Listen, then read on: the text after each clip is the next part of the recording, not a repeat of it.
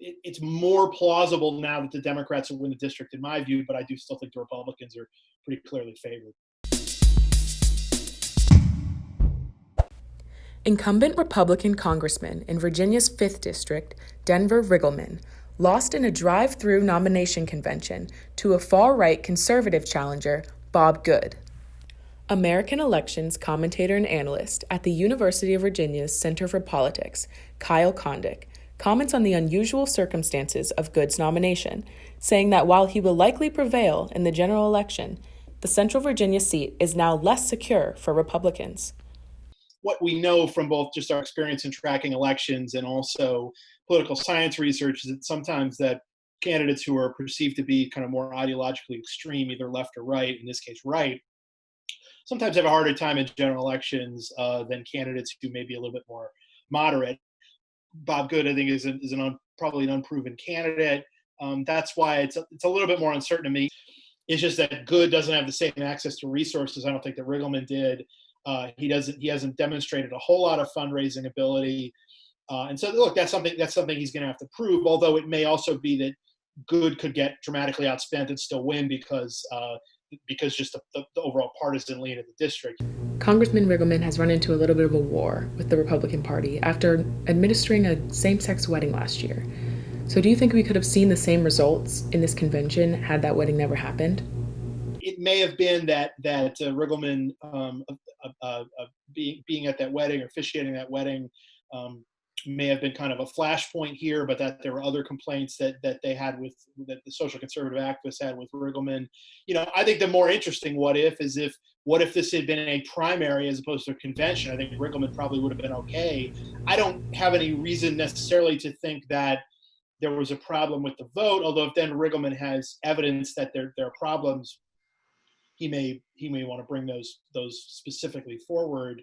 But I do think, again, I just think that a primary is probably, certainly a better way to get more voters involved, and also maybe for it to seem like there's that certain factions in a given fight don't have some sort of advantage, as maybe I think certainly Riggleman's allies felt that Good had in this particular format.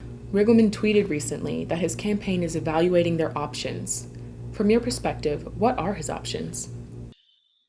So the deadline to file as an independent technically passed on June 9th. However, that same filing deadline apparently Bob Good missed, and is sort of in doubt as to whether he's going to be on the ballot or not. Now, the feeling is that deadline will be sort of post hoc pushed back by the State Board of Elections. And if so, could Riggleman be working now potentially to get on the ballot as an independent? I haven't seen much evidence that he is actually working toward doing that, but hypothetically, there may still be time for him to file as an independent, which would create kind of a three-way race. He also could hypothetically try to run some sort of write-in campaign, although the chances of success are not very high, whereas I don't think Riggleman would win as an independent either, but he would be the incumbent, and he could try to sort of run sort of a middle path. Kondik is managing editor of Sabato's Crystal Ball at UVA, which following Saturday's convention changed its rating for this district from likely Republican to leans Republican. What will it take for a Democrat to win this district?